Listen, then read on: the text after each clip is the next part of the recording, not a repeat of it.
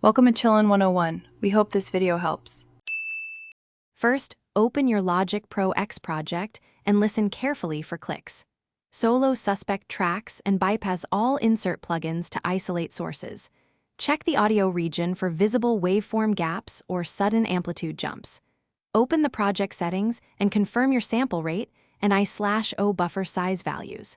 Also check audio interface connections and cables for intermittent faults. Finally, play sections at different buffer sizes to reproduce and pinpoint the exact location of clicks.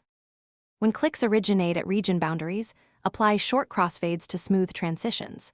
Use a 5 to 15 ms crossfade length as a starting point and adjust by ear. Use the fade tool or region gain automation to remove DC offsets and pops at clip edges. When editing transient material, adjust transient markers carefully to avoid slicing artifacts.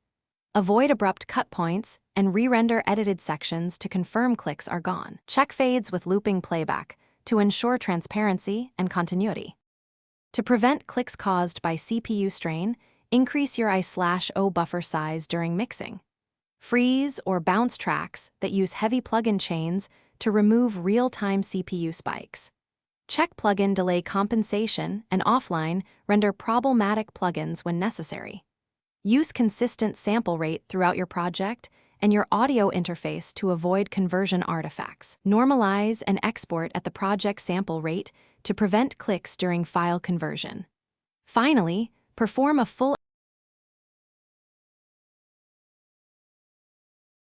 Thanks for watching. Consider subscribing if we helped you.